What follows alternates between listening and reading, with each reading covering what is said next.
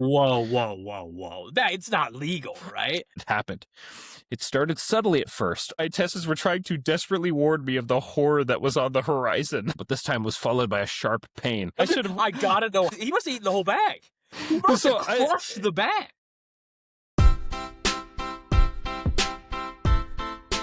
Welcome back. Episode 4 of the Other Room Pod. Austin, how's your week going, man? hey man, it's been a week. Family got back from their big trip. They had a good time. Nothing really they were funny gone a while. happened. Yeah, they were gone a while. Nothing really funny happened while they were gone, but I was taking this dang insurance test, and I count your days, Kaplan Learning. Count your days. If a spokesperson wants to reach Kaplan. out, please. I'm furious because I, in my life, have never failed a single test, whether it was in high school, academically, when I took the national board exam to become a funeral director. I've never failed the test. I failed this insurance test twice Oh my. because I paid for this program to teach me what to do. And in the How much was the state, before you get into it, how much was the program? it's $180. Jeez. So it's $180, and they're like, yeah, we're going to give you the tools you need to pass. I'm like, great. I'm taking all the practice exams on there, and I was getting 100% on all the practice exams. I said, great. I felt like I was very well read, and to their credit, they did help me with the general insurance portion. But in Montana, there's the general insurance portion, and then there's the Montana jurisprudence portion where you have to learn about just the laws of Montana. They did not nearly prepare me enough for that, and I was reading back through some of the questions I was seeing. I went back at through. least? Like, were you? Yeah, I was really close. I was 2 questions off on the first attempt and 1 question off on the second attempt. Dagger to the heart. I was furious. And each time you take the test is $60. So I'm pretty furious because I went back through and I'm like, just set that money on fire. Seriously, I'm furious because like I took the test the first time, like these are things that I've never seen before. And I went through all the learning material afterwards and found out that, yeah, it's because it wasn't on the learning material. So I had to go and independently learn about the topics that I saw. And then I went and took it again, hoping that the question bank would be the same. I was wrong. The question bank had switched up and they threw more stuff at me that I had never seen before, even after having studied the things that I hadn't seen before. So I'm pretty upset. I'm pretty upset with this program. This reminds me of, so when I took my ACT for the second time, my buddy Chance and I went together. We actually went to your high school to take it, and drove Right. down. It was right before a basketball tournament. So we were like trying to hustle as quickly as we could. And Chance and I, we must have just naturally gotten to the last question on the math section at the exact same time. And it was about the change of base theorem. And we're looking, and then we both looked up and made eye contact and mouthed at the same time, "What's the change of base theorem?" And then 30 minutes like, "Oh, no." And the options were -1, 1, 0, 1. And we were like, "Oh no, what is it?" We both put the same thing and missed it. And then we came right to our teacher the next day and gave her the question, like we both remembered it verbatim, put it all on the board, and she was like, "It's obviously 0." We were like, "We put 1! No!" It was terrible. Yeah, that's how I felt. Like we knew it, but it just was gone. It was terrible. That is, see, that's like infuriating. Like you feel like you put your trust in something to be able to get you to pass this test or at least do well, and you just never learned it before. That's great. It was super frustrating. Again, never felt the test before. I felt like literally physically ill. And I'm sure people with test anxiety are laughing at me right now, like, haha, it's not so easy, is it, nerd? But I felt physically ill because I've never failed a test before in my life, and then I failed it twice. Do you 2 feel times. like you're a good test taker in general, though? You feel Excellent strong? test taker. Yeah. Excellent test taker. Like in high school, for a lot of high school, my grade point average wasn't very high because I would just skip homework and then I'd get 100% on my tests, or at least in the high 90s. I was just able to absorb information. I didn't want to do stuff at home, and I was able to do really, really well academically. And that changed in college because I was in college. The pressure of a test puts me into a flow state, genuinely. Genuinely. I'm locked in for tests. I'm recalling things from when I'm like 4 years old. It's like Slumdog Millionaire. I'm like, dude, I know the answer to this question. I'm like seeing the book in my head, flipping the page, reading off of it, and I'm like, "Ah, yes, of course, of course." Yeah, Like, and almost it's semi-eidetic crazy. memory. Yeah, it's nuts. For Yeah, sorry to anyone who has test anxiety that's hearing us brag about this, but that's just how the cookie crumbles. I'm sorry. Like, "Oh, we have a test, we develop eidetic memories." It's crazy. Yeah, it's nuts. I've got an experience for you from this week that I was going to talk to you about. Speaking of a crappy situation, dude, I had to use the restroom in the morning before one of my classes, and so I go and number 2, I flush, and I hear just like this sucking noise, and I'm like, "No," and then just by the notion of whatever happened in there, the stink that engulfed the room, I felt like I was choking. I was like, and so I opened the top. There's no water to be found anywhere in this bathroom, and I was like, "Shoot!"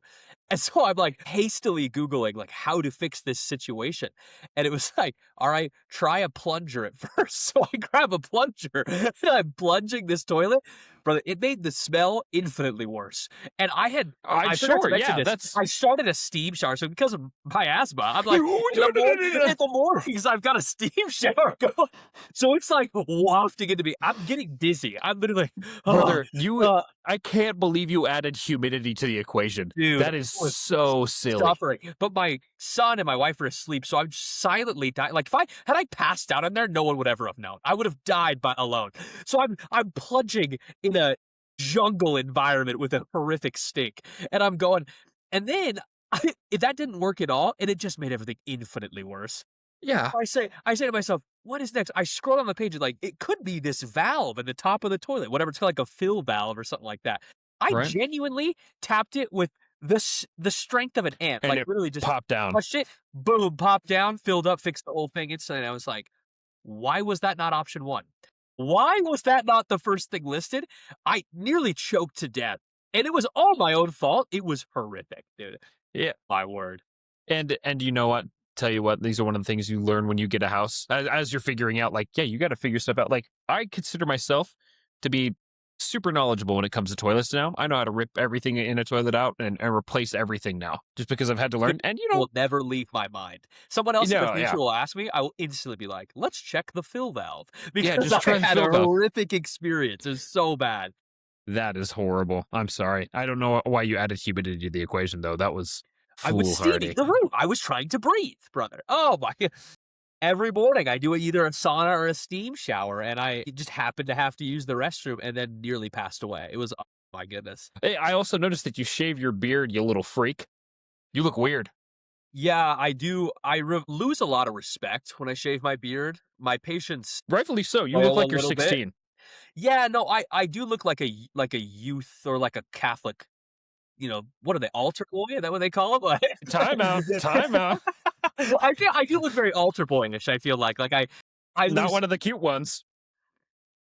I lose about 10 years of my life in terms of aging when I shave my beard, but it was itching me, man. I would love some advice from an elder statesman on like proper beard care. I've never been given any ever.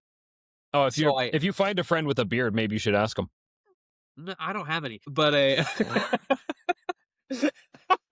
but I need like something. My wife's bought me two, I believe, in the past, like beard kits, like all things together. Yeah, I always forget about them and use them. I literally just go until it hurts, and my son was really tugging on it because this was oh, one of the longer that my beard kills. has been, and I was like, well, that feels horrendous. So I took it off. I do too much every time though. Like the guards on razors. I can't. Yeah, I just do the minimum setting every time. It's just easier. yeah, I think so too. Granted, it's been years since I've shaved, so Yeah. If you shaved, I bet you genuinely, if you shaved, you would lose the same amount of years as me in terms of here's the thing. I let's see, a few years ago I did shave because a funeral home offered me a position doing night calls for them back when I was traveling back and forth during COVID when Molly was living in Salt Lake, and they said you have to shave your beard. So I'd shaved my beard off, and I lost. So Molly's 6 years older than me, but most people can't tell because of first off my profession and can you carry myself yeah. very respectfully. That gives me a couple years, and the beard gives me many more years. So a lot of times people will put us at the same age, or they'll put me a little older.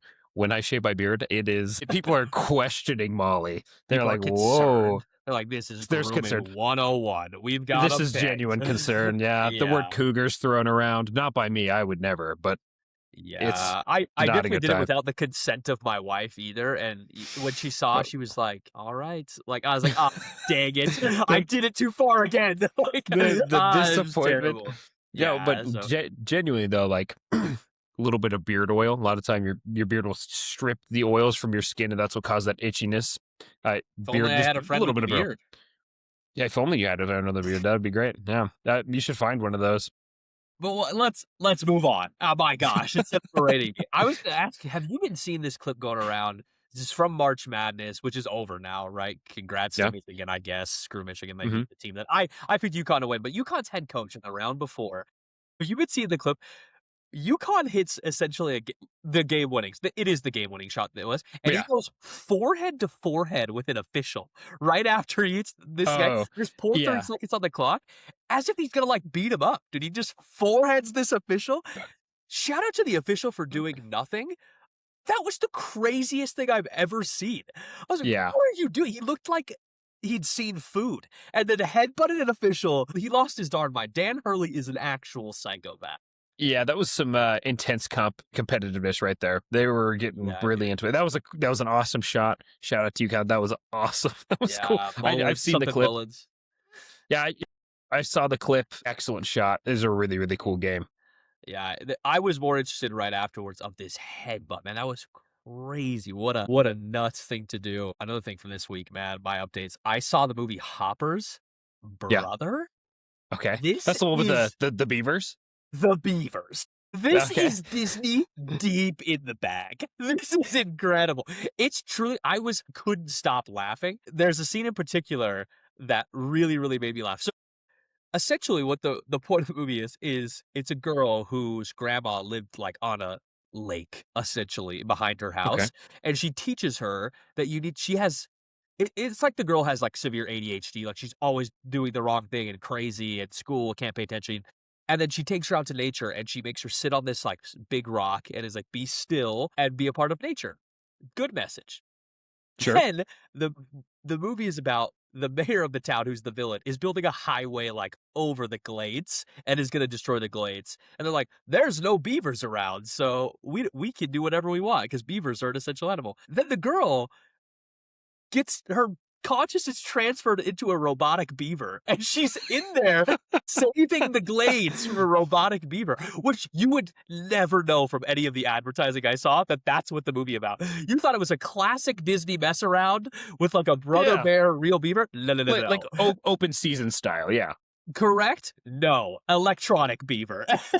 And she's in there, and she's out there trying to save the glades, and the point is, if she can bring beavers back to the habitat, they can't do anything.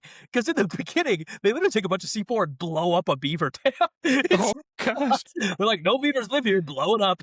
And so she goes in there, and then there's this beaver that she finally finds, and he's sitting on a rock, and he always has his eyes closed throughout the whole film, and his name is Loaf. And Loaf just sits there, and a bear comes out. Fitting. She's trying to get this beaver to come back, and a bear comes out and like bites Loaf. And so because she's a robot beaver, she has like advanced skills. She's like punching the crap out of this bear, and he releases her. And then Loaf goes to her, and he's like, "Why would you do that?" And she's like, "What?" She's like, "I saved you." And she's like, "No rules, bro. Eat when you're hungry. He's supposed to eat and kill me. That's the rules. I was supposed to die." And then he goes to the bear. He walks himself up. He's like, "Would you like to continue killing me and eating me?" And he's like, "You've made it really awkward. I'm not interested anymore." Just like, and then they're like, "You broke pond rules. We got to take you to the king." They walk to the biggest dam you've ever seen in your life, and the king of the glades is a beaver who wears a crown. And you'll hear a lot of people like in the background whispering like, "Why does he have a crown?" Like just like in the back. It's so funny. And he gives her the rules. And one of the rules is like, eat when you're hungry. And he's walking her through the glades, and there's animals being slaughtered as they're walking through. Just killed time and time again. Like the bear, he knows all the names of the people in the whole glades. And there's a Yeah. fish that's coming by, and he's like, "Hey, Sam!" And the bear murders the fish instantly. My And he's like, "Eat when you're hungry," and Sam's dead. It's so. It is one of the funnier movies I've ever seen. Really, really good, dude. I would give it a watch. Your kids would love it. Yeah, I'm interested. It's nice to see that Disney's movies are coming back. I feel like they had a really big stint there where a lot of the movies just weren't fantastic, you know? Yeah, well, and this King Beaver, I forget what his name is, but he gives her a history at one point. He's like, "Well, my dad was the king, and then, he told me that I had to become king, but then I was exiled. Then there was the Twig Wars, which we won, and then I came back, and I was looking at this king." I was like, "What?" Like, they lore drop right in the middle, like, and there was a civil war, and he was a former exile who was brought back to retake the crown. And I was like, "What?" I was like, they could do a whole anthology on that. That's nuts. The Twig Wars. It's That's really hilarious. good, dude. It's super funny. So yeah, I I'll have to give it a watch. Hoppers was so good. Give it a watch. Sure. Yeah, it sounds right up my alley. It sounds Yeah, hilarious. man. I'll give it a watch. Yeah, man. Speaking of which, we've seen Okay, the I knew this was comments, coming. everyone. Yeah, you knew this was Yeah, coming. we see the We've seen the comments. comments. And by the way, thank you for the feedback that Austin has absolutely no idea what he's talking about. Specifically, and I think you guys know, we're getting into the fact that Austin had never seen The Lion King. He was getting crushed in my DMs, crushed in comments. Essentially no support. Austin, do you have anything to say for yourself at this point? All right, so the way you said it, had never seen. I still have not seen The Lion King. Which is a I tragedy. so I went to Dungeons and Dragons, and it was brought up because one of the people in my Dungeons and Dragons were brought up. They're like, "Hey, you've never seen The Lion King?" I said, "Yeah, I've never seen The Lion King. It wasn't really big in my household, and I've just never seen it."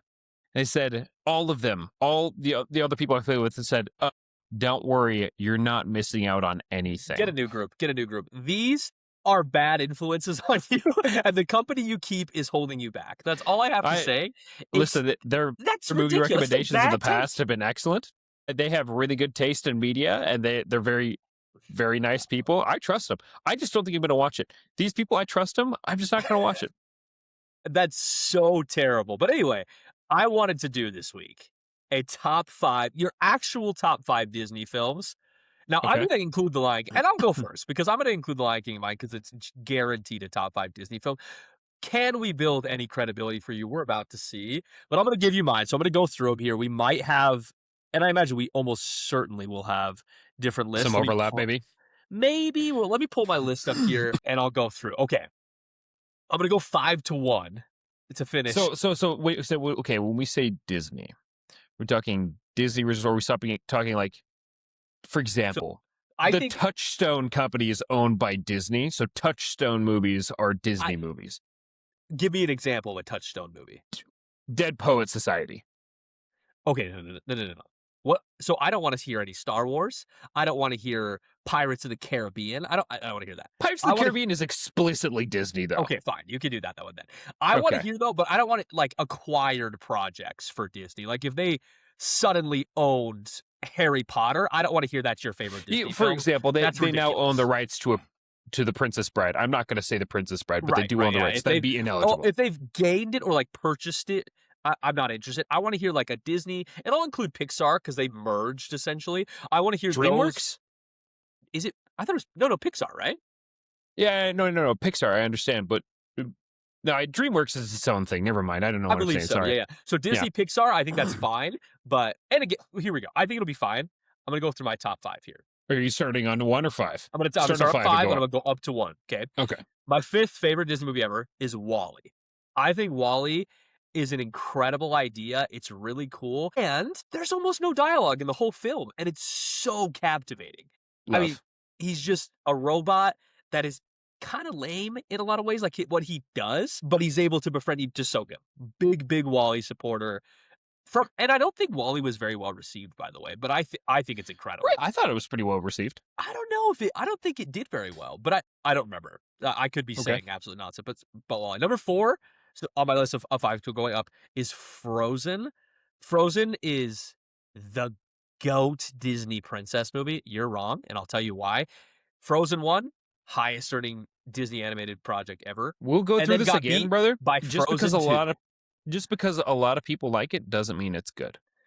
It's so good. Incredible music, really good main character, good ensemble, and really iconic side characters that you get. You get Sven, you get Olaf. The Olaf merch they were selling, I mean, come on. They were incredible. Killing. I like somebody with powers. I always think that's cool. Ice powers, cherry on top. Super good. That's one thing. Number 3, all right. The Lion King. It's the 3rd best Disney movie I've ever seen. It's peak. It is the hero's journey done perfectly.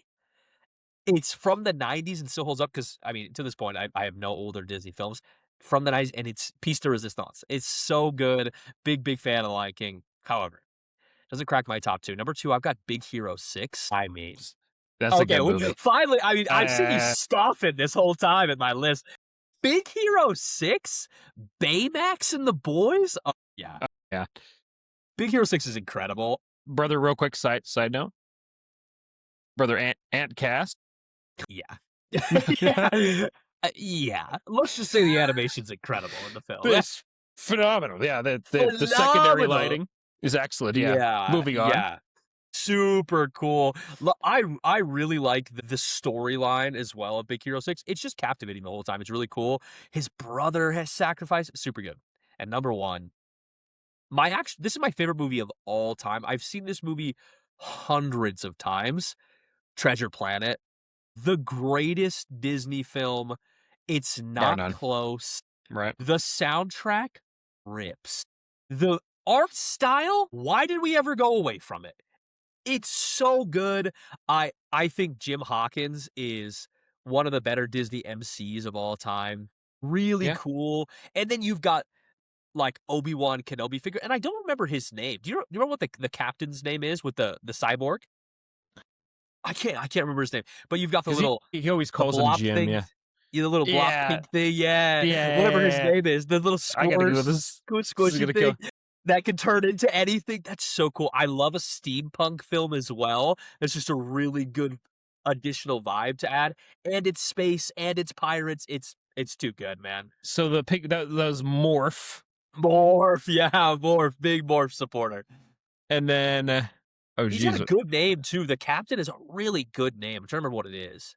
Jimbei? Not Jimbei. no. I think he calls him Jim Boy. I'm getting confused. Well, he calls him Jim. That's what he calls the main character, Jim Yeah. Hawkins. I'm looking at the main characters here, and Bro, he's it's not. got to be like the and the- second guy listed. No, it's not. So we got Jim Hawkins, Captain Amelia, Morph, Scroop, who's the spider crab guy. Yeah, That was too scary. Scary. Yeah, seriously scary. I can't believe I can't find this readily. It's I have to. fine. It's just John. It's John Silver. Oh, it's I said he has a cool. John Silver's a good name. It's dangerously close to Long John Silver's, so I'm a little nervous, but I think that's a good name though. Captain Silver. I think he's a captain, right? Is he? Maybe not. No, yeah, they call him Captain Silver. They have the mutiny, you know. Right. That's right. That's why they call him Captain. Yeah. So, but yeah, again, Treasure Planet number one, peak. Okay. Now I'm really worried to pass the mic to you, but I want to hear your top 5 Disney films. Go I ahead. feel like, but mine are really. I love them, and if you don't like them, that's fine. Number 5, Atlantis. I loved Okay. Atlantis. I thought really it was a good one. close to being on my list. Same Yeah. era as Treasure Planet, so yeah, Yep. very cool. And I watched it as an adult, and I'm like, yeah, this actually isn't that good. But Really, you soured on it? no, I still love it with a nostalgia aspect. But I'm like, gosh, like nothing really happens. Like it climaxes and resolves so quickly at the end. There, it's just like it's a great movie. I love it. It's just kind of like I feel like the rising action is like boom climax. They get to Atlantis, and then it falls over. It just seems like Rush is all. But I still love the movie. That's why it's still on the top 5. Cool. Crazy animation. Yeah. Stop. Yeah. You know what I had to say about that. So 5 is Atlantis, and then number 4 is The Sword and the Stone. Ooh, that's something I considered. Talk to me about this. Yeah. So The Sword and the Stone came out like 1960 something, and I watched that a lot of times growing up at my grandma's house. This is my favorite one to watch. And then she always put this other one. I don't know if this is a Disney movie. It's like The Legend of Fern Gully.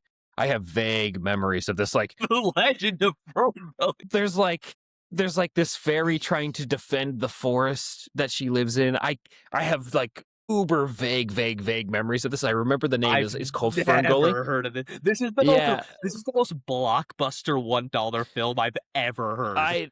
And here's the thing, like my grandma had it. She's like, "Oh, you want to watch Fern Gully?" And we watched Fern Gully at her house because, and I remember this very vaguely when I was very, very little. It's not on the top 5 at all, but I just remember. It better not be. I was gonna say. So it was like Number those two are one. repeat. It was Sword in the Stone and Fern Gully is what I watched. Okay, I've when I was- heard good things about the Sword of the Stone, but it's a lot older. I haven't seen it myself. Yeah, it's definitely an older one. Number 3 is The Emperor's New Groove. This is an excellent movie. That is such a good one. Yeah, this is like I feel like in cult classic territory now because you don't hear a lot of people I feel talk about it anymore. But No. man, is it funny? Yeah, Like, no, it's a good great one. Humor.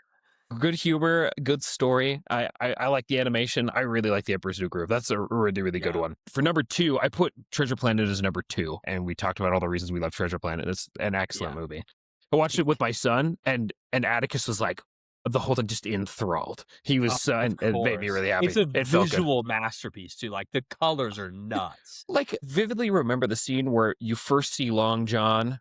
Or well, not Long John. Oh, You see hey. John Silver. You see John Silver, and he's cooking. Do you remember that scene where he's cooking and everything Yeah. looks like super smooth? I'm like, that must have taken some poor animator 6 months to animate. Or how about when he's first getting onto the ship with the crew, he's gonna get on there, and the sails come up, and they've got like that crazy Yeah. shimmer to them, and they're flying. That's nuts. Or the beginning scene where he's like on that like little skiff like sail thing, like the Yeah. little surfboard. That part, the animation's incredible. It's Dude, and he's I the think most female gaze character too. He's like e-boy Anakin. He looks sick, dude. I love him. I think I remember vaguely reading an article talking about how they at one point had 2 sequels to Treasure Planet. There was going to be 3 installments, Yeah. but because Treasure Planet 1 didn't do very well, they just scrapped the other 2, which is unfortunate. Yeah, dude, it was from like the lowest era of Disney. From Right. what I understand, from what I remember, they were like giving animators a lot of free will. And they're like, just make whatever you want. And then, in my opinion, made literally the best Disney film ever. And they're like, Masterpieces. that sucks. Never again. I wonder what dropped immediately after that. It must have been something whack. Who knows? Yeah, probably. So number 2 is Treasure Planet, and then my favorite Disney movie is Mulan. My gosh, I didn't think you were gonna go there. Yeah, Yeah. probably the best. I don't know. No, I gotta take it back. But some of the best music for sure. So No, good. excellent. Like back to back good songs. She wastes half an army in an avalanche. And what did they say? The only Disney princess with a body count, like. Well, kill Just- count. I mean, Okay, chill out. You know what I mean? Like with a kill count, yeah. She kills thousands of Huns Oh, at that one battle, yeah. and then dude, they immediately shun good. her because they find out she's a female. Well, and talk about a good villain as well. Is it Attila the Hun? Essentially, is who it's supposed to be. Yeah, it's I think his name's probably Hun, something different, but he's based on he's Attila the Hun, probably. scary. Yeah, he's scary, dude. Also, he is caught in an avalanche and is just fine. Yeah, So like he big gets up that. issues. There's a lot of that people that scene- just walk that off. Yeah, that was an excellent movie. I really did like Mulan. The animation was good. The story was good. Just the whole Yeah. like, no matter who you are, you can be something great. No matter where you come from, who you are. Like excellent story, especially when I was in my youth. Huge fan. Talk about genuine. It might be the worst live action remake. It's in the conversation. Have you seen the live action remake of Mulan? So as far as live action remakes go, I have just not watched any of them because usually the Oh. reviews that have come out, like Snow White and the Doors one that came out recently, was Yeah, received bomb. horribly. Like a lot of Yeah. time, I think. But the Lion King live action, I think, did actually really well. Again, didn't see that one either. But the Lion King live Yeah, it action did did. really well, didn't it? Yeah, Cool. it did. Yeah, Good. I'm you glad. got Beyonce Donald Glover as the singing voices of Simba and Nala going. It's cool, man. Yeah, I Cool. also Mads Mikkelsen is the evil lion voice, and he sings this song called Bye Bye, universally hated song. It grows on you over time. He essentially just says bye bye about 30 times in like his creepy Mads Mikkelsen voice, and it's about just pushing lions away. It's kind Oh, of sure. absurd, but it's good. I like the movie. It's really good. It was one of the higher earning Disney movies ever, too. It's really high on the list. I'm sure. And again, I know I haven't seen Lion King. Maybe I will someday. I know that it is a cult classic. People really love it. Fantastic. I'm glad that you love it. I just haven't seen it. Would you be willing to watch the live action at least? I think you'll like the live action. Why would I? I don't think if I don't want to Dude. watch the original, I don't think I'd watch the live action. I would be. I would. There's a brother song in there that's so good. It's an additional song they add in to the live action. It's like, he's like, I always wanted a brother. Brother, you have to have heard this song. Maybe I have. I just. Dude, it is so good. You got to listen to it. Also, I'll say something about the live action. It's a little different. My boy Simba snakes Scar, who has a different name in there. It's kind of a different story. The live action is origin story wise. They both like Nala, and Simba is like really well spoken, and he was raised. So Simba was adopted by Scar's family. Scar's the prince, dad was the king, and he made Simba live with all the girls, so he just knows all this stuff, and the girls do all the hunting and all the things like the lion community, and he does all these so he notices a lot of things, and he's telling her like, "Bro, tell her this, like, as a lion." He's like he's being such a bro. He's like telling you, like, the smell of the flowers, like, he knows all this stuff, and then eventually, Nala pulls up on Simba, and she's like, "I know it's you telling him these things. I know you're the one saying it," and he's like, "Nah, you it's not. It's all Scar, he likes you." She says 3 more things to him, and he's like, "You caught me, we should be together." Like, he just instantly crumbles. He instantly crumbles. And then they sing a whole love song, and then you just see Scar zoomed in, watching them, and then he goes, they're being hunted by a rival pack of lions, and he turns the 2 of them in to the rival pack of lions. It's crazy. And then that's how Huh. he gets the name of like Simba names him Scar at the end of the film. Like Oh, scars sure. him and then names him Scar. It's Oh, nuts. cool. Yeah, So it's pretty. It sounds like it's pretty different from the original film. Then. very different than the animated film, but it's still it's really good. I really enjoyed it. Some people were a little hazy on because it's just all CGI. I mean, everything is, but Right. I think it's cool, man. But I mean, it's I really Pixar, right? liked the fact that they were like 2 best friend brothers. They grow up together. Just the betrayal over a girl, man. Why? Why did it have to be Nala laying it down? And it is Beyonce, so I mean, it is what it is. Anyway. Did you ever see that tweet where some guys like post the picture from the original Lion King where like Nala's in the grass and like looking at Simba and he's like, why'd they have to make her look so bad, man? I'm like, what are we talking about? I've heard from a lot of people that Nala does it for him, man. I've heard that Nala is high on the list. Brother, why are you saying it like I couldn't be me, of course, but for some people, but not, of course, not me. Some people it really does it for. I think they draw Nala as very motherly and inviting and Brother, warm. I think she's great. I think she's great. She's awesome. We She's gotta so move on to sweet and another topic. kind. Brother, Oh, I think whatever. the fur we're gonna get the furry community is gonna flock to us and agree They're that coming you back need to stop. after our first episode. After the Jar Jar Binks comment, you gotta stop. If they It's scroll, fine. they're like, okay, let's see if we should stay. They hit this episode like, oh yeah, this is our mainstay for now. They're allies. Whack. That's a whack comment is all I have to say. We gotta move on. Brother, I got a for post of the week this week. I read. Oh, I'm excited. So, have you ever tried or heard about the Haribo sugar-free gummy bears? I remember this being something. I don't remember much about it, but I remember hearing about this at some point. Yeah, so something about the formula of the Haribo sugar-free gummy bears caused some people to experience explosive and simultaneously implosive diarrhea. Oh my gosh! So So there's like this a powerful Amazon. laxative. Yeah, no, it's pretty intense. So I found this No. Amazon review that I want to read to you, and it's Ugh. titled "See You in Hell: Haribo Sugar-Free Gummy Bears." I couldn't be more excited. Hit me. So this is a short blurb. It'll probably take me a couple minutes here, but it says, it was my last class of the semester, and the final exam was worth 30% of our grade. Oh no! So, this is such a good intro. Subtle foreshadowing. Oh, Subtle no. foreshadowing. 30%. This is weighted. Okay, continue. Yeah. After a late night study session, I felt confident, but I had to decide between sleeping in or cooking breakfast. My eyelids chose sleep. My stomach later regretted this decision, and after several uncomfortable stomach growls, I finally decided to make a quick stop by the campus bookstore and grab a quick snack before my test. Since the semester was ending and everyone was going home for the summer, a lot of items were on sale, including the snacks and candy that they kept up front. Being in the hungry state that I was in, I felt the only logical option was to pick the largest yet least expensive candy in order to get more bang for my buck. And there they sat. And there they sat. The pen game on this, by the way, this is expertly written. This should be his final. You should turn this in. Shout out. The only thing I have to go with this is this review was written by Luke. So, Luke, if you wrote the review, if you want to tell us the story, come on the podcast. English major, dude. He's spitting. He's got to be. Okay, and there they sat. There they sat, 2 bags of Haribo sugar-free gummy bears. Buy one, get one free. Double trouble, as they say. Oh, no. He said, "What a deal," I thought naively. I would eat one bag before my test and one bag afterwards. As I walked Oh to class, I gosh. gleefully chewed on those abominable little bastards, unaware of the utter mayhem that they would soon unleash upon my poor, poor anus. No.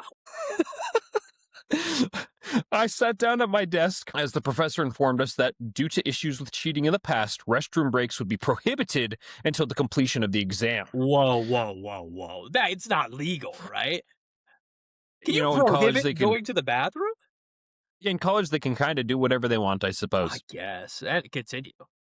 So I sat down at my desk as the professor informed us that, hang on, sorry, that he said, "I'll give you 10 minutes to use the restroom now. This will be your last chance. Any takers?" This foreshadowing is so good.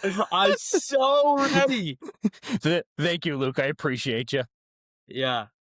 Then it goes to say, the demon bears hadn't yet released their unholy necromancy upon my stomach yet. So in my moment of ignorant foolishness, I remained seated, still munching on those miniature bear-shaped bombs. Oh, no.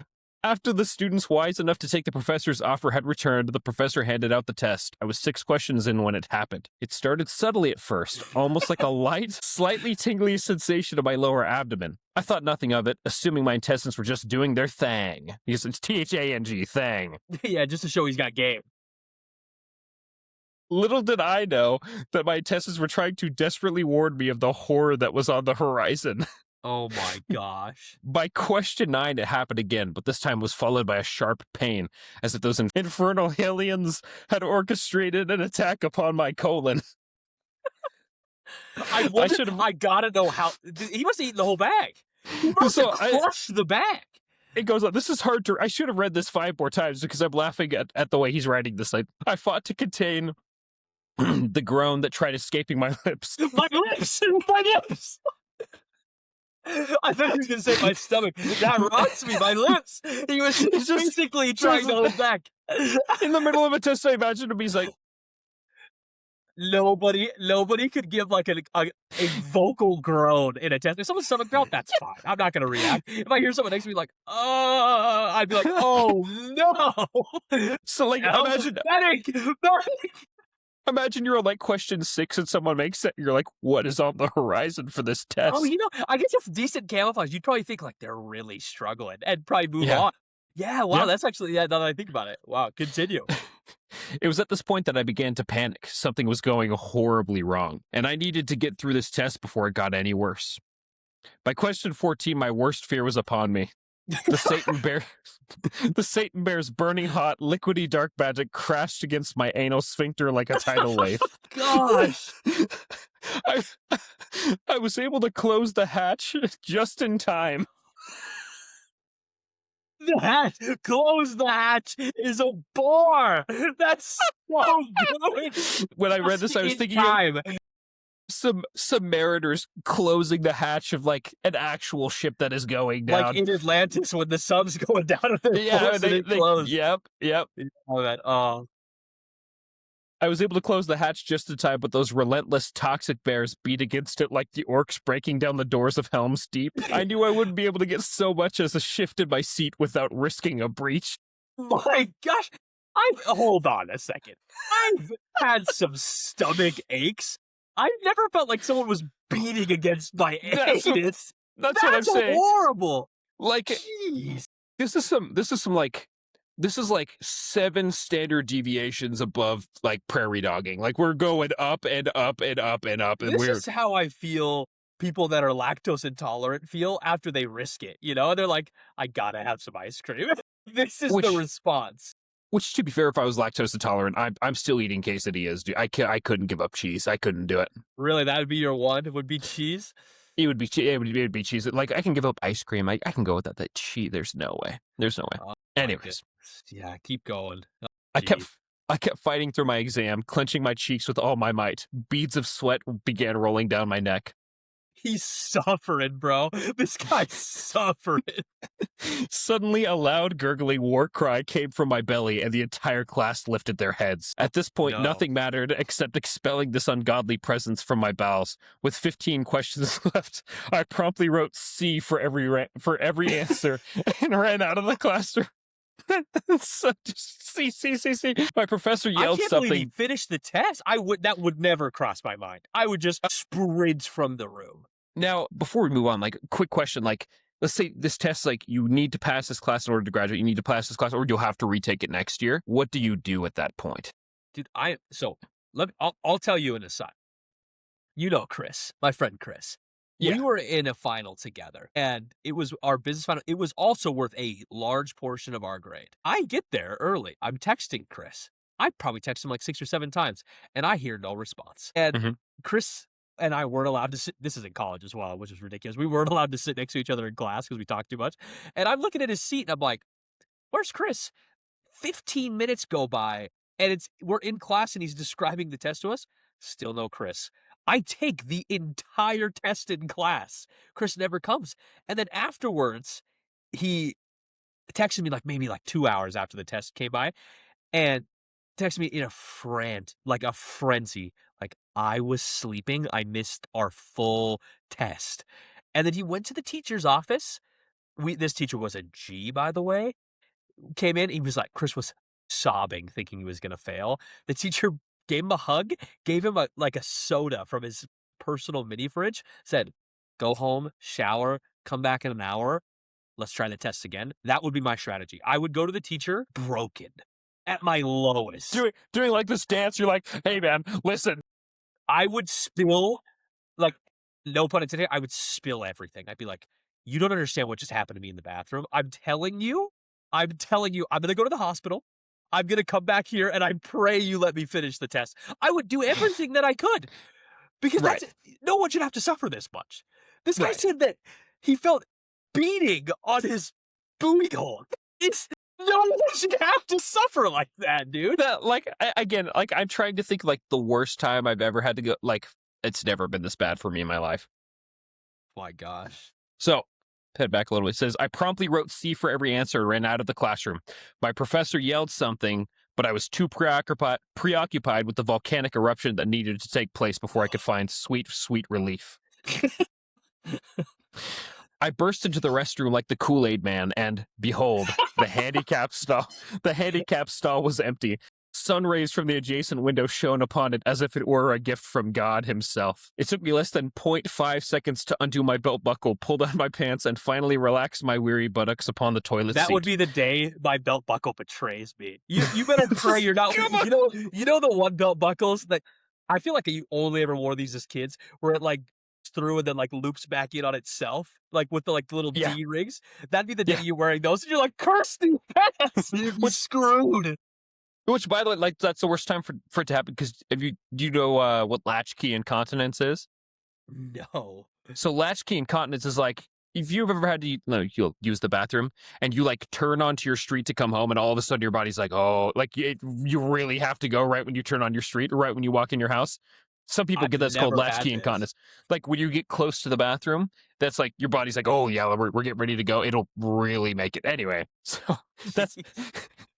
It took absolutely no effort to expel this demon. Almost immediately, the floodgates of hell were opened, and the damned, liquefied souls of the entire bags worth of gummy bears cried as they burned through my sphincter and into the watery abyss below. I had never felt such simultaneous relief and anguish in my life. After 30 minutes of this, 30 minutes. After 30 minutes of this, I immediately went home, dug a hole in my backyard, and burned the remaining bag of gummy bears. So you're telling me he went home and had a sacrifice because of what happened to him? Wow! You could have given me a million guesses. I never would have thought he went home and burned the last bag. My God! And then he says, I leave with this: do not, I repeat, do not eat these spawns of Satan. Not only did they cause me to fail my final test, but the anguish I experienced is something I wouldn't wish upon anyone, not even my worst enemy. The only place these godforsaken hellbears belong are buried deep below the Earth's surface. 12,949 people found this review helpful. Dude, I hope the product testing team at Haribo got a hold of this and was like, we need to do something else. Nobody should suffer this much. Comparatively. Like, that's crazy. Oh my God. No, And I wonder what went so wrong with the formula that it caused people to have their bowels leave their body. Oh, well, yeah, this sounds like a drug that wasn't FDA approved that, like, got in there and Yeah. just caused, like, aggressive bowel issues. That's tough, man. Yeah. I wanted to share that with you because it's so well written. Like, this guy Oh, is pen like, game, crazy. I can't believe how well he wrote that. He must have written that in, like, Alexander Hamilton haste. Like, shortly after he recovered, he was like, "To Haribo," like, and wrote this whole story. That's to whom it incredible. may concern. Yeah, that's nuts, dude. Yeah, My poor goodness. poor guy. It's really sad. He failed this test, though. That is really sad. I hope he passed the class. Oh, he failed? Yeah. At the end there, it says it caused me to fail my test. There. Not Oh, only did they cause me to fail my test, but the anguish I experienced is nothing I wouldn't wish upon anyone, not even my worst enemy. so, I mean, Devastating. just literally a lose-lose there. That's so tough. You'd hope he would have passed. That sucks, man. Yeah, Well, my thing is that 30 minutes of this, dude, 30 minutes of, yeah, oh, that's couldn't be me. Devastating.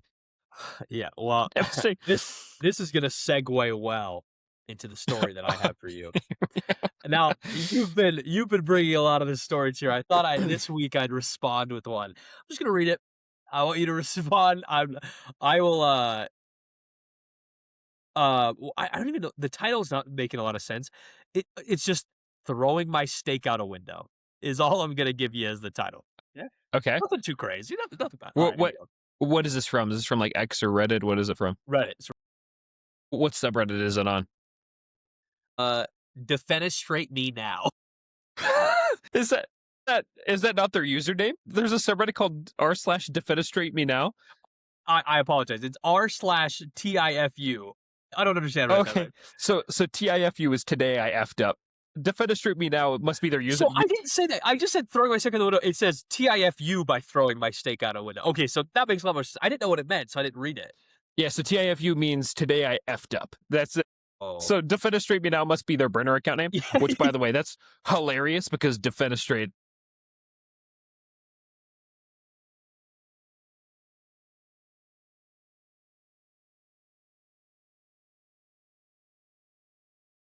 Yeah. Some SMH. I was always like, why do people tag their posts SMH? I don't understand. It was Yeah. I just never knew. It was so weird. I'm gonna get crushed What do you think for that. Did you think it meant before you figured it out? I just thought it wasn't for me. I don't know. I'm just not tapped in enough. I don't know. But yeah, all right, here we go. Let me read the story to you. Last night, my wife's boss from her brand new job invited us over for dinner. On the Okay. drive over, my wife reiterated many times to me just how important it was to make a good impression. I scoffed and angrily informed my silly wife that I always make good impressions. My Silly wife, of course. You silly wife's wife. boss is a single lady in her 50s, so it was just Okay. the three of us. Keep that in mind. We chit-chatted over drinks and salads and seemed to be really hitting it off. She laughed at my well-timed, perfectly appropriate jokes, and my wife seemed pleased. Soon she brought out the main course, a nice big juicy steak for each of us. As I began to cut into my steak, I was discouraged to discover how undercooked this steak was. Now, Okay, hang on. Now, when people, and there's a debate going on right now because I think the only way a steak should be consumed is medium rare, perhaps up to medium. Maybe we can give you a pass if you cook it well. A lot of people think medium rare is undercooked. yeah, I agree. I feel like a lot of the people that I go to restaurants with get their steaks well done. Just Which like is a ton of insane. people. And granted, we grew up in a place where there's a lot of cattle and we had really good, fresh, grass fed beef. Yeah. And so I feel like we know a little bit more. People that order a well done steak, and friends, if you're listening to this, friends and family, if you order a well done steak, just go ahead and take me off your contacts list. That's all right. It's fine. Are you? I see. I sometimes I'm even a rare fan, like rare, medium rare. It just depends on the I think cut. Like, medium rare is my consistent. I'll always go medium rare. Like I've done some that Yeah. are a little more on the rare side. Rare, not a huge fan. I prefer medium rare.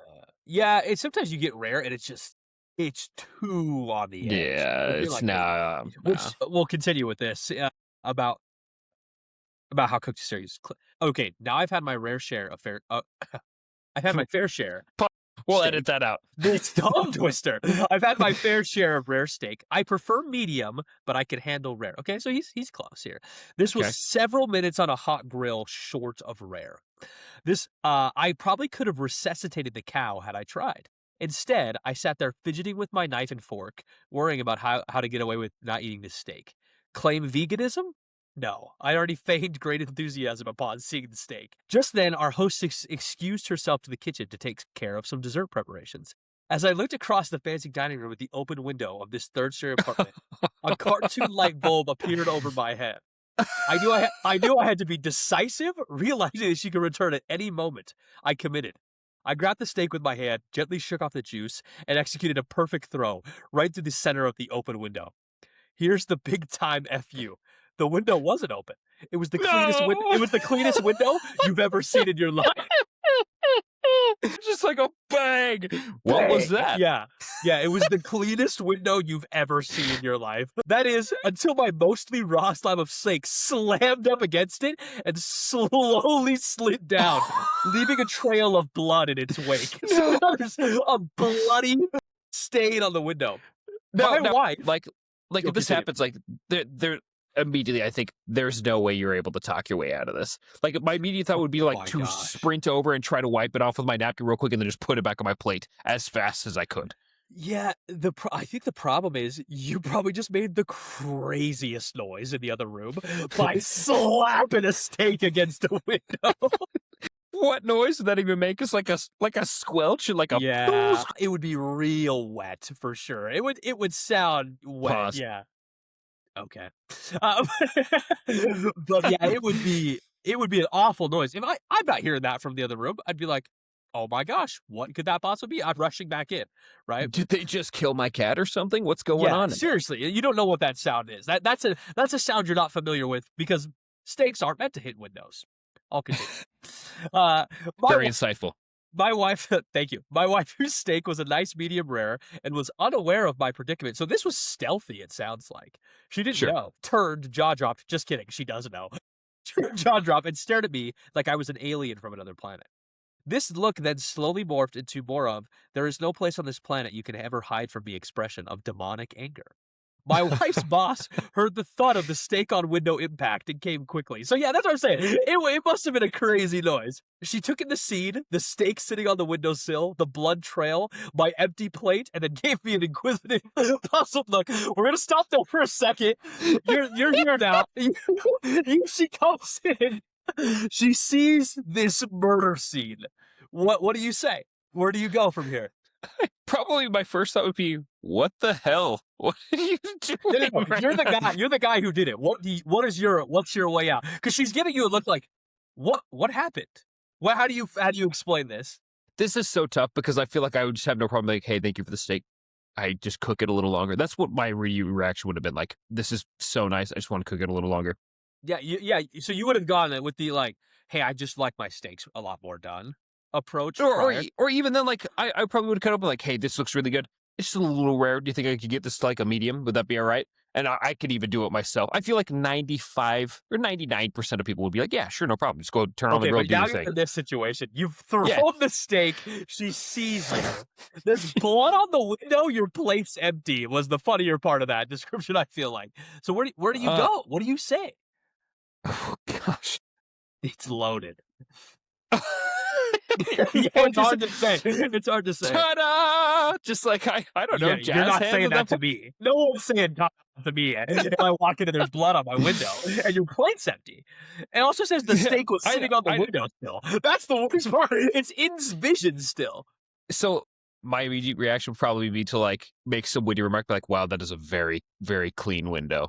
That's probably what I would say. That's might probably be a decent way out. You're still getting, you're going to get ambushed with questions after that, but that's not a bad intro to it, I feel like. But even then, like, what was this guy's end game? Because most steaks, unless it was like a sirloin, like have a bone. You're just going to throw the bone out with it too? Yeah, also in the 2 minutes I was in the other room, you obliterated that steak. No way. There's just no way. Yeah. Yeah. What are you, half Velociraptor? Yeah, no chance. So that'd probably be my answer for like, wow, that's a really clean window.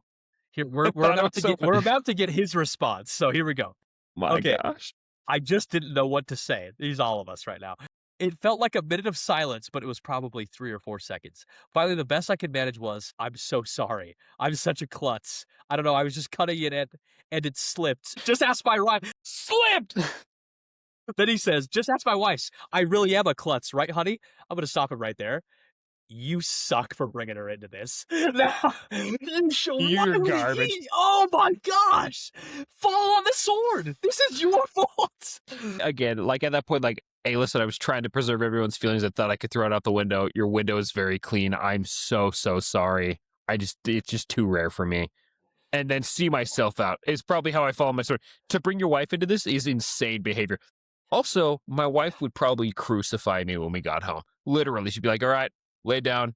And that'd be it for me. I'd be dead. She would murder me. I can't think of a worse car ride home. After you do something like this, Like, you're there probably just not gonna be allowed in the car now that I think about it. probably, yeah, just Uber home or something. Be like, we Yeah, live in and I North drive those Montana. places There's with my no wife. Uber. I think she'd just be like, "Hey, just hand over the keys. There's no reason you should get back in." I'd be like, "Yeah, fair. That's really fair." You know what, fair? Like, really, Yeah, really honest and fair. All right, I'm gonna continue yeah, here. yeah. Go ahead. So, I really am a klutz, right, honey? No help coming from that direction. So it sounds like she just didn't respond to that. "I will clean this up. I can't Good on believe her. this. I'm so sorry," is how he finishes. Both women continued to stare at me like I had escaped from the loony bin as I smeared the blood around on the window with my cloth napkin, dusted off the steak, and continued to mutter my incoherent explanation. I knew no one was buying the story. I knew what I had to do. I sheepishly returned to my seat and proceeded to eat every bite of that disgusting, No. cold, chewy, No. bloody raw steak. What are we doing? What is that the end of the story? No, there's more. I just wanted to give My you gosh, a moment to that- take that in. What do you mean? Like, at that point, the jig is up? Like, hey, listen, I'm sorry. I was trying to preserve feelings. You are doubling down and then tripling down and then you're quadrupling down. You're going Dude. back. You're going to eat the steak anyways? What I are we genuinely doing? think that makes you look like, oh, you are a Make-A-Wish husband from the insane asylum. You just got out. Genuinely, you are from the loony bin. Like, I cannot believe people like you are able to function in society. Like, Yeah, dude. You're a cannibal. You must look nuts. You go clean it off, brush everything, and then you just go eat the steak as if nothing happened? do you What like is throw a going on? couple of like twitches in there, like a couple of like just to really sell? Like, No. maybe you just ride the lightning. Maybe you just like ride the lightning. Just like, you know what? I'm gonna commit to the whole. I'm going to plead insanity in this case, so I'm just gonna commit to the bit at this point. I think you'd have to play really sheepish and just be like I honestly, and this is gonna sound bad, I think you'd want to make them feel really bad. Like if you're gonna take the steak, be like, "I'm really sorry, I love it so much, I'm so sorry," and just keep saying that, and then like just eating it and be like, "Oh, Start this is crying. so good. I'm so sorry. Actually, I was so wrong. This steak is so delicious." Like, and just make everybody feel so bad for you. I feel like you'd have to play the victim card in that situation. You have to. This is such a devastating situation. I feel horrible. Well, we're More not than done anything, quite yet. Let me keep I feel going. the most bad for this individual's wife. Wow. I'm trying to think, like, if Yeah, my spouse were to do something like lest we this forget caliber. at the beginning, she says that this is her brand new job and brand new boss, and they've been invited over for their first dinner. This is the precedent that they're setting for their entire working relationship together. Like, yeah, Carol's husband is insane. Yeah, Carol's husband's gonna be on a list at some point. If he's not That's- already on a list. Yeah, I mean, geez. Let's continue. I'm going to read back that last paragraph. I knew what I had to do. I sheepishly returned to my seat and proceeded to eat every bite of that disgusting, cold, chewy, bloody, raw steak. I remained pretty quiet the rest of the evening. You bet your bottom dollar you did. Yeah. You better shut up after that. Honestly, we should change that part from pretty quiet to silent. No words. Yeah, no. That you're just done. You shouldn't be answering direct questions to you. I think You you should should be just go in the mute. corner and maybe be playing Angry Birds on your phone at that point. Like, Yeah, or just leave. I genuinely think if Yes, you just honestly. walked up, if you just stood up and walked out, I think they'd be like, that was probably for the best, right? Like that yeah. would be the response. Okay, here we go. My wife's only 2 words for me since the incident are, "I'm fine." No. All right, and then there's an edit that gets put onto it. So that was the end of the original story, and then it gets edited. It said, "Update. Just got the first post I'm fine communication from my wife via text who is at work. Good news. My boss and I just had a good laugh about how much of an effing idiot you are. I hope you know you will never live this down. I love you, moron. Let me tell you, he's got an incredible wife. Best case. This is best case scenario for him, Best to be case honest. scenario. Absolutely best case. Because it worked out. Thank goodness there's an update. I feel like everybody would just be like, obviously they got divorced. Like, and that would be the sentiment if he didn't provide that update. And knowing Reddit, that was my logic. Like in my mind, like, okay, they're going to get divorced because everyone in the mind is going to be like, this guy's an idiot. You got to divorce him. And more than that, this wife's got to be excellent because she probably went to bat for him and be like, listen, he really does feel bad. She probably went to bat for him, which credit to her. What a lucky guy. What a lucky Every individual. day at work, the boss comes up and is like, your husband's still an idiot? She's like, yes, he is. Like, and they Hey, sir. bonded. Yeah, they bonded. And it's like, you know what? I really like Sarah. She and I, we talk a lot, because we had both the most negative experience of our life together. Like, it's so It's trauma tough. bonding. We trauma bonded. The trauma bond, yeah, classic trauma bond, yeah.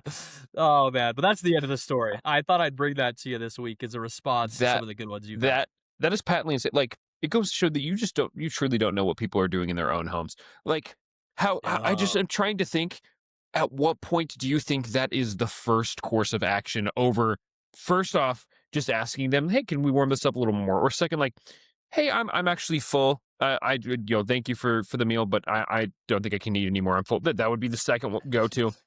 Or third, just be like, hey, I'm not feeling super well. That would also be like, yeah, red meat doesn't really agree with me. You could lie a little bit even just to preserve feeling. There's so many things you could have done before throwing the effing steak out the window. And then he presumably threw it from the table, tried to Kobe it, I imagine, like 50 feet across the room. Dude, how clean is this window, too? He's like, that is a perfectly open window right there. I'm thinking it was like a Frisbee kind of toss. And he just, it just released. And then to hear, I like the word they use there, too. Like, she's like, my boss came in after the obvious thud. Like, he slapped that window with his steak. And hitting a window is a very distinct sound. It's very distinct. Yeah. You get some reverb. Yeah. Oh, my gosh.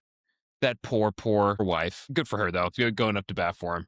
That's crazy. Dude. I actually, in college, just based on the way this is described, I always wanted, and like, you've seen Friends, right? Where they lived in, like, you've never seen Friends? Not only have I not seen Friends, I have watched some Friends, and I think Friends is garbage. It is garbage. It is not good TV. Listen, you've done this every week. I know. I feel like you keep leading these questions. I swear to the viewers and to you, Tim, I'm not trying to rage bait anyone. These are my genuine opinions. Friends is not funny. It's not like I can see. I want to say something about Friends. I think Friends is a good show and it's funny. This is the problem with Friends. Ross, who's the main character, sucks. Ross is terrible. However, everybody else is so good. Yeah, I gave it the benefit. I watched 15 episodes straight through. And I was like, wow, I just cannot enjoy the show. It's just not good. And somebody posted on X, they said, like, that's fine. Again, this is fine. I'm not trying to rage bait anyone. Somebody posted on X and said, if I had $1 billion, I'd buy the rights to Friends and I would replay Friends and I'd remove the laugh track so people could see how unfunny that show is. But that was just like a nice thing to have laugh tracks. Like, do you think The Office is funny? Yeah, I do think The Office is funny, yeah. Because those are the two shows that get compared a lot. And some people prefer Friends. Now there's like How I Met Your Mother would be the other one. I've never seen that. I think it's got some good episodes. I do enjoy it, yeah. So, yeah, I think Seinfeld. Friends is good. I've never seen Seinfeld is good. either. Seinfeld, there's some bangers. Really? Yeah, I don't know. I'm high on Friends, but yeah, again, brother, I can't believe you never seen Friends. But anyway, they live in a high rise, and across from them is like another big high rise, but windows to all the apartments that you can see in. And they would always, not always, but in a lot of the episodes, they would be watching through the windows, and people would be doing the craziest stuff. That is peak people watching at its highest. And they even have a character in Friends who's big, fat, ugly, naked guy. And they're always like, oh, look, he's naked again in his room. That was just funny. Yeah, you laughed. So you laughed. And he's always doing something funny. It's a good bit. Yeah. But anyway. Sure. I'm sure there's parts of Friends that are funny. I just, again, watched 15 episodes and I'm like, this week sucks. you throw a dagger at me. It's terrible. I think you look ugly without a beard. Yeah. Well, so yeah, second dagger. Well, okay, that was rude, by the way. That hurt. We'll edit that out. No, we won't. We'll leave it in. But anyway, moving on. All right, we're gonna bring back Tim's sports corner for a little bit here because I've got some freaking things to say, man. So my favorite sport in the world is basketball. I think basketball is Sure. the best sport ever, and I love Okay. the NBA. I buy NBA League Pass every single year so I can watch all the games that I want to. I genuinely hate the Oklahoma City Thunder. I hate everything about them, and specifically, I hate their star player. His name is Shea Gilgeous-Alexander. They call him SGA. I think he's the worst watch of all time. I think he is truly the least enjoyable player in the history of the NBA ever to Okay. watch. Why? Oh, I'll tell you why. Uh, Because you hear a lot of people be like, "Oh," and he's the favorite to win MVP right now. Stupid. All he does is stiff arm people on the basketball court. Like he'll be dribbling and you'll be guarding him. And then he just gets to freely shove you with his arm, create a bunch of separation, and he's a very good shooter and he will make a lot of shots. It's absurd. He just cheats the game. Additionally, he flails his body around like he has tetanus. If anyone touches him, he just like freaks the heck out. It's so, absurd. so he's a He's a big flopper. he's a huge flop. He's the Hmm. worst flopper I've ever seen. That's There is irritating. clips of him going up for a shot, and the guy will swing at him and entirely miss his body, and he will flail as if someone hit him with a baseball bat. It's awful. It's so bad. I hate him. But specifically, and I just want to get that off my chest because I hate him so much. I wanted to talk about tanking in the NBA. There's no point to the story that he's telling. He just wanted to get that off his chest. We're segueing Yeah, I now. just hate Shea Gilgeous-Alexander, and I hate the Oklahoma City Thunder. Also because they foul everybody, like, they just violently foul people, and it seems like the NBA has just come together and been like, Shea is gonna get whatever he wants, and he can foul people, and it doesn't matter, and if people touch him, he gets a foul. And then secondly, on defense, everyone's like it's like, "Oh, by the numbers, they have one of the greatest defenses ever." They just foul people. They just foul everybody, and nobody calls it. There is clips of them holding onto the arm of players around screens the whole time, grabbing another human being, and it's like, "That's fine." Another player will touch somebody with an open hand just to gauge the distance. Tweak, foul on foul. Shea's gonna go to the free throw line. It's awful. I hate it. Anyway, let's talk about tanking in the NBA. Now that it's off my chest, and everyone knows that I hate the Thunder. Tanking, because there's right around like 12 teams right now in the NBA. So about a third of the league is just actively trying to lose. And people hate it. It's a big discussion in the NBA right now. Is that go ahead. They're trying to lose intentionally for like betting Draft purposes, pick, or to what? Do get a they get better like a draft pick. Yeah, okay? yeah. So Cool. the NBA is interesting though. Like in the NFL, if you're the worst team in the league, you get the first pick the next season.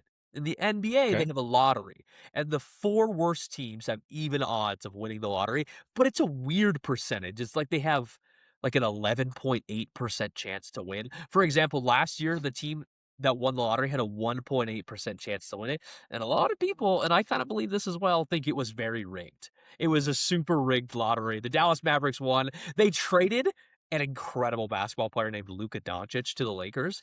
Oh, And that then was a really, really controversial thing that this happened. I was remember that. Yeah. crazy. They traded him like in the middle of the night, and then everyone thought it was fake. Then they were gifted the number 1 overall pick. And people are interested this year because they have another chance to get the number 1 overall pick. If the Mavericks get it back to back, it's like the NBA's rewarding them for the dumbest trade ever. It's crazy. And the player that they drafted him for, the main player, they traded this year. They traded him for Anthony Davis and they got rid of him this year. It doesn't make any sense. It's nuts. What? Yeah, it's the worst trade ever. But anyway, tanking. I've got 2 ideas on how to fix tanking. Number 1. My suggestion would be if you finish last in the NBA, you get relegated to the G League. So if you're the worst team, you don't get to play in the NBA next year. You have to go to the G League. Whoever wins the G League championship comes up to the NBA, and So like in the Premier League of soccer exactly, over yeah, here. Yeah. this is the exact thing, the Premier League strategy. The NBA team goes down to the G League. Now, that NBA team is almost assuredly going to win the G League championship next year because they have NBA players on their team compared to G League players. Then Okay. the G League team comes up and you immediately do a draft. You can protect 7 players on your team, and the G League team gets to draft NBA players to their team of their choosing to fill their roster out. That's So, crazy. Like yeah, they just yeah, get yeah. lucky, like they pull LeBron James in or something. That'd be Well, crazy. so the Lakers would have to protect him. So every team would get 7 players they protect, but then Sure. your 7th guy, your 8th guy might be a good contributor on your team. They might snatch him, and you lose him, right? I think this would create incredible interest because you do, and additionally, they are included. The G League team is included in the bottom 4 teams. So they're one of the bottom 4 for the number 1 overall pick. So my dream scenario would be the G League team wins the championship. They come up, they get pick numero uno, they get the best player from the draft. They do an expansion draft, and they build a decent team, like a competitive team. All you have to do is not finish last again. That would be it. Yeah. And then the end of the season would be electric. Because if you're that G League Yeah. team that's in there, say you're like 1 or 2 games, you're still in last place, but you're like 1 or 2 games away. The end season games, this G League team would be doing the craziest stuff to win. They Yeah. might kill a guy to win. Like they're like, we're not going back. We're Just not like- going back. It'd be crazy. I think it would add incredible drama. And then that next year, hopefully, you'd think the NBA team that was relegated would come back, but it might be that another NBA team finished last. Not only do you get relegated, you don't get a draft in that upcoming draft because you're in the G League now. So you're not getting better. So you better come back and have a strategy to win. I think that's my first suggestion. It would create that would be awesome. I imagine like It people would be like are watching the crazy. championship with the same amount of interest that they're watching this game. It's like, all right, who's getting relegated and it this would year? That's elevate the crazy. G League. Because can you imagine you're the NBA team that got relegated, and then you make the G League final, and that other G League team is just hot, and they're cooking from 3, and they get you, and you're like, oh my gosh, we're still in the G League. We suck. We're so bad. Just like Yeah, the it'd be Toronto crazy. Raptors like finish 7th in the G League or something great. That'd be crazy. You imagine, like, because another thing would be your players might just be like, can you just release me? I don't want to play in the G League. You might lose everything. I think it would create a lot of intrigue, and then that one of the things people love about college is the players play really, really hard, right? Because they're trying to Right. make the NBA. It just seems like there's a lot of pride in college. That G League team would play out of their mind every night. And Yeah. it'd be like, oh my gosh, are the Knicks getting rocked by the Idaho Jackrabbits? Like, this is crazy. Crush! Like, Is that a real team? Is that a real I team? know. I think Idaho does have an NBA G League team, though. I think they would. Can you imagine the people of Idaho are just rallying behind the team? No. So it's there's no longer an active NBA G League team based in Idaho. The former Idaho Stampede was purchased Dude, by the Utah Stamp- Jazz. Utah. But there could have been the Idaho Stampede. Can you imagine? It's like, dude, the Stampede are giving the Knicks the business right now. Or like the Lakers, they're like, dude, they're up 30 in the 4th. Everyone's like, the Stampede! That'd be incredible, dude. I think that'd be so good. Yeah, That's that'd be hilarious. and the dream would be they have to get the number 1 pick, especially this year's draft. Like if this was active this year, the kid who's probably going to go number 1, his name's AJ DeBonsa. He actually played here in Utah at BYU. For like you originally went to the Jazz. He's Yeah. amazing. If he went to, we'll just say the Stampede for an example of this, that would, gosh, their team value would explode. And I think a lot of people would be like, I'm so excited to buy that G League team's jersey for this year. I can't wait to get a Stampede Brother. jersey. I'm telling you, like, give me it's the Salt Lake City Stars. Give me one of those jerseys, Give me a dude. Stars Yeah. jersey. I would be the biggest fan. It would be crazy. It's not too far off because you're already a huge Dallas Cowboys fan, so you're used to people losing.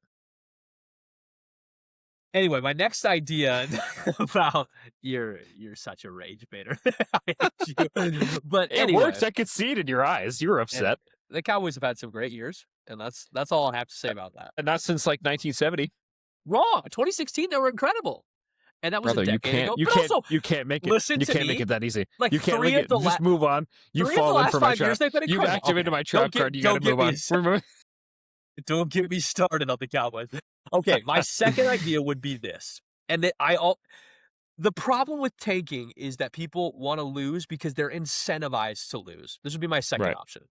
Is that after the All-Star break, which is right around like 60% of the way through the season, 60-70% of the way through the season, we do the All-Star break. So right after that, you lock in the playoff teams. So now the first part of the season, people have to play really hard. 'Cause some teams coast kind of through the regular season. They're like, we're the 4 seed, but we know we're the best team in the league. We're going to be fine in the playoffs. They don't really care. Now, your seeding matters through the first like 70% of the season, and then you lock in the playoff teams. After that, all the other teams are eliminated from the playoffs, right? After that point. And your draft order is determined by the number of wins you get following the All-Star break. So if you go Okay. into the All-Star break and just like a worst case example, you're like, oh, it's 60, right? To get a Jeez. good draft pick, you need to be winning from then on out. So if you're for one of the worst teams right now is like the Nets, the Nets. I'm trying to think of where they play. The New York Nets, the New Jersey Nets, something. The Nets. But anyway, the Nets would have to be winning games actively, and then your draft order would be the amount the highest winning percentage team picks first, the second picks second, and so on and so forth. So everybody's incentivized to win. So you would be seeing two teams with after the All-Star break potentially like 20 and 15% winning percentages going to blows for these wins. I mean, teams would be going crazy at the end of the season to win all their games. It'd be hyper competitive. And then you'd have two different intrigues. You'd be like, okay, these are all the playoff teams. And this is the only problem with this is that if you lock it in after the All-Star break, then essentially you could just tank if you're a good team the rest of the year instead of a bunch of your good players. But still, and maybe what you'd do is you'd lock in the playoff teams, but the seeding among the playoff teams could still switch. So you still have to win. That's how you fix it. You still have to win because the seeding could switch.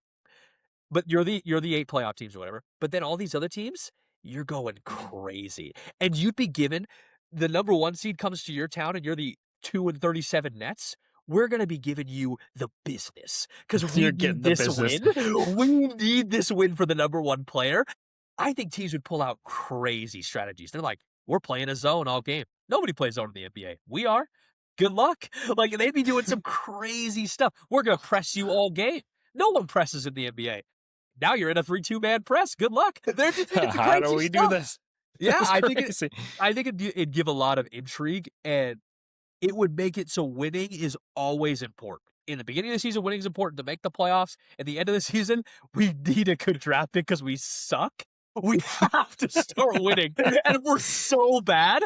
I think coaching would become way more important. People would be hiring coaches like, I'm a psychopath, and it's because I know how to win and grind down close games and like a bunch of stuff. It'd be the coolest thing. And then you'd be like, man, can you believe the Nets went 21-3 to end the season? Gosh, where was this to start the year? They were so good. And now you get the number 1 pick and you have AJ DeBonsa and you've got a chance next year. Like, I think that would bring a lot of intrigue. Those are my 2 ideas to fix tanking. Any thoughts? Any thoughts? I think the first one is awesome. I just love the idea. Like, I can imagine some sort of Rudy type movie where it's like, yeah, like the Idaho Stampede goes and they win the NBA, like they become a permanent NBA team, and then like the Los Angeles Lakers just go to the bottom of the G League for whatever reason. That would be Can you hilarious. that would be horrific if one year the Lakers were so bad and they got relegated. I think the Yeah, state of that's what I'm California saying. would like partially collapse. Like that would Oh, be I'm gonna list you some G League teams that I think have great names. The Birmingham Squadron. Oh yeah. Oh, woof. this one in Washington City's great. The Capital City Go-Go's. The Capital City Go-Go's rock. The Cleveland Charge. What do you say? Go Go-Go's? Go Go-Go's go? Go, go, goes, go. That's a chant. That's a chant. That's that Go much. Go-Go's go, go, go. You're going to appreciate this one. The Delaware Blue Coats. Give me a Blue Coats jersey tomorrow, dude. I would be all over that. There's That'd be some pretty good sweet. one in here, man. Yeah, I would be devastated. Like the Delaware Blue Coats step up to the NBA. yeah. That'd be I'm a devastating. big Blue Coats fan. They just made the league last year. I'd be like, respect, respect. That's sick. Yeah, that's just one conference. Oh man, there's the Rio Grande Valley Vipers. That's a name. That's really good. Yeah, but there's just a bunch of good ones, man. The Rip City Remix. That's another good one. Yeah. So I think there's a lot of opportunity for G League teams, and nobody, literally no one cares about the G League. This would bring all of the interest. I would tune in and be like, gosh, this G League finals got a lot riding on it, doesn't it? Like, this is crazy. Yeah. No, truly, like, all right, this is the people that are gonna knock the Boston Celtics out of the or whoever ends up being going down, you know? It's funny because the Celtics are so good right now, and the Lakers are Yeah, decent you know what I too. mean? But Like the like eventually, Lakers like had a way in the bad future. season where they were just so bad. At the end of the year, those boardroom meetings with the whole team would be like, guys, we're gonna play in the G League. Can we please win some games? Like, everyone would be sweating. You would be suffering.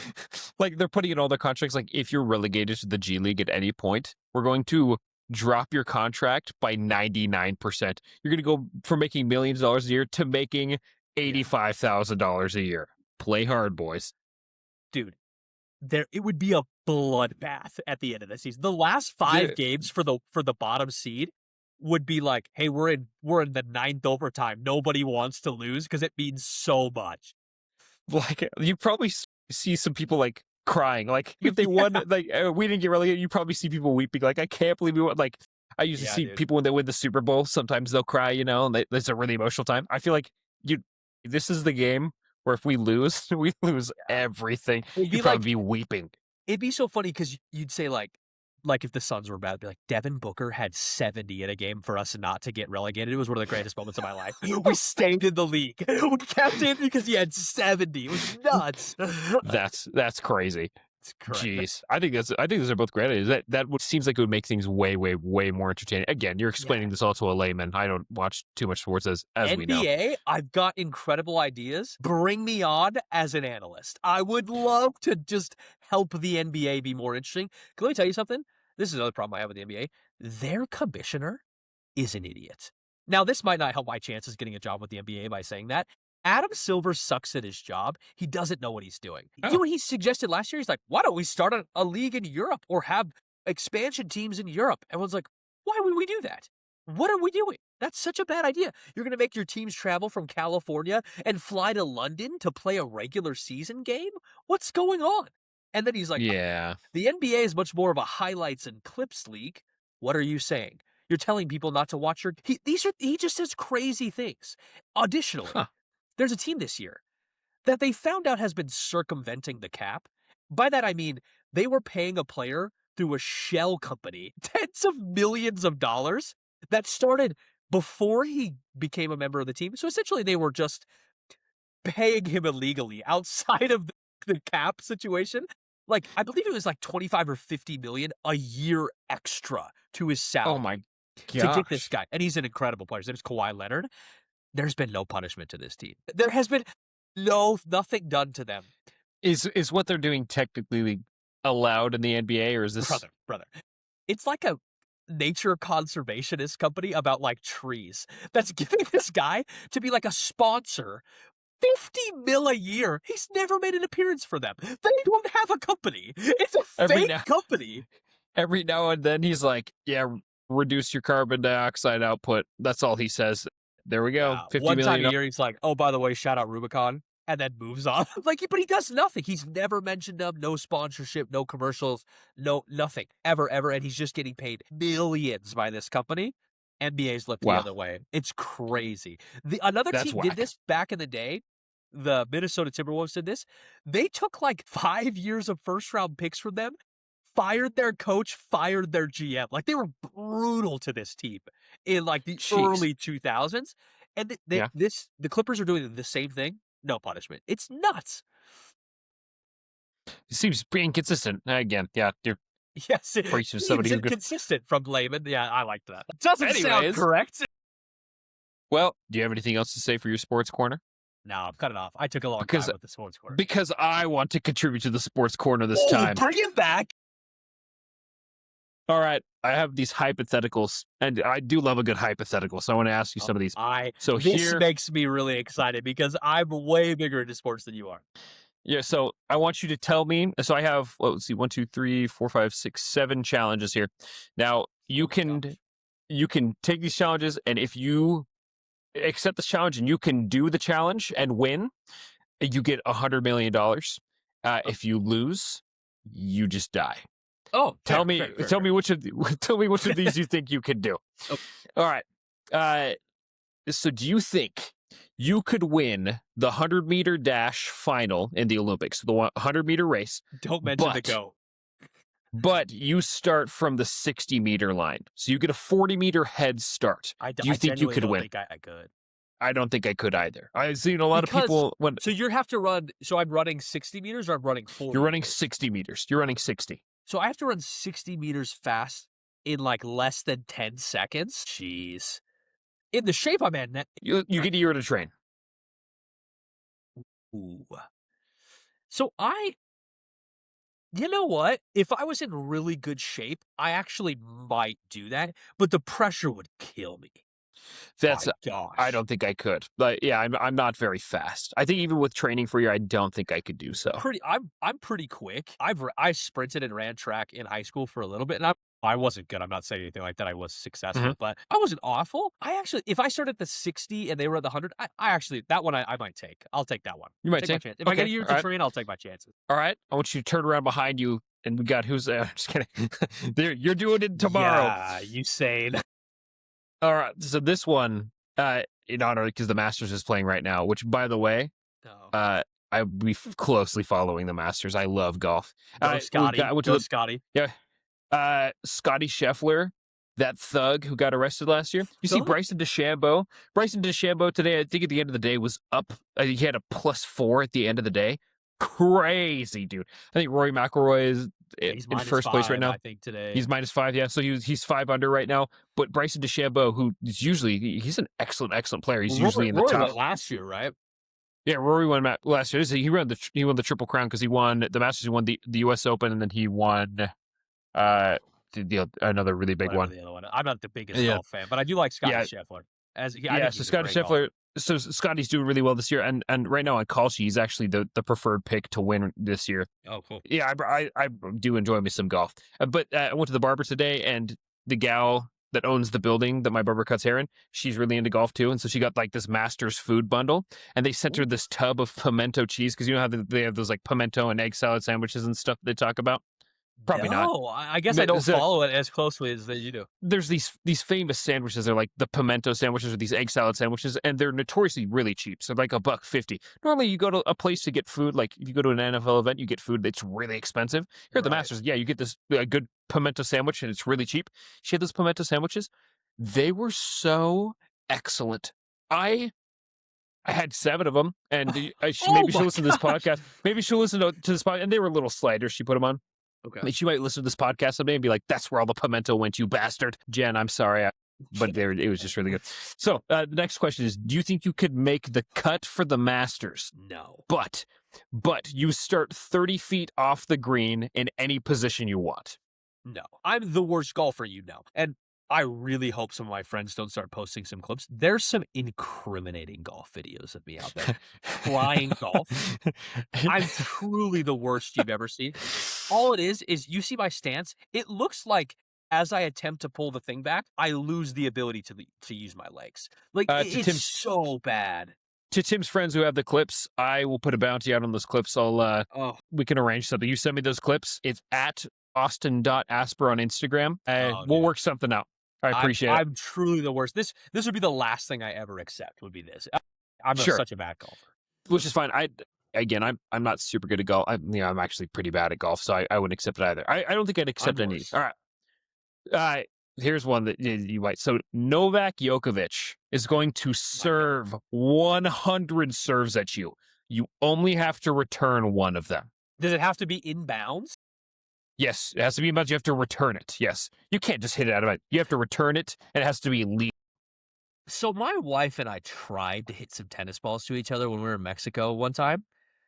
It's genuinely the hardest thing I've ever done in my life. We couldn't get one within 30 feet of each other. It was Yeah. really difficult. I just don't think I could. You don't think you could return one serve. I don't. Because it's Out of coming at you 100. at like 130 miles an hour or something like that? Like 120, 130 Whatever miles it is. It's a ridiculous speed. I don't think I would. The only chance would be if I just like sat there and held it and one of them happened to hit the thing and like landed bounce. It would be the only chance, but I'm not willing to risk that.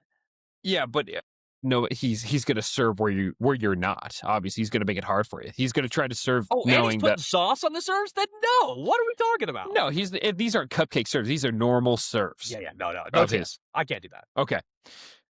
You're right. You had 5 penalty kicks against a professional goalkeeper. You need to score 2 of them.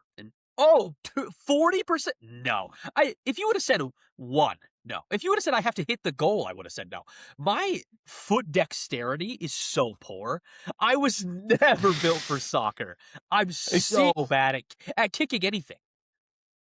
See, I think I could, because I did Really? play a little bit of soccer in Argentina. I got to the point where like I'm not good, but penalty kicks are so hard to guard. Like I might be able to play enough mental game, maybe, to get 2 out of 5. Let me tell you how bad I am at kicking things. When we would play kickball in school in PE, I bunted every time. I'm really speedy. I'll get to the first base. I bunt every time. I can't tell you how relentlessly booed I would get. I was like, "You coward! You coward!" Kick it, and everyone knew I was bunting. Everybody knew, and I would all the time get to the face because I'm fast. But I was getting crushed by my classmates every time. I don't kick things.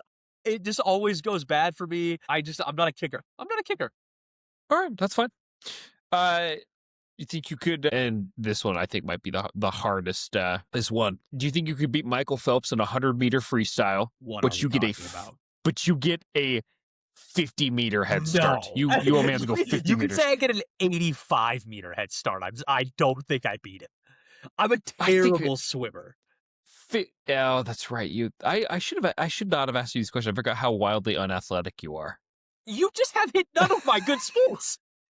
If the next one's about chess, I'm livid.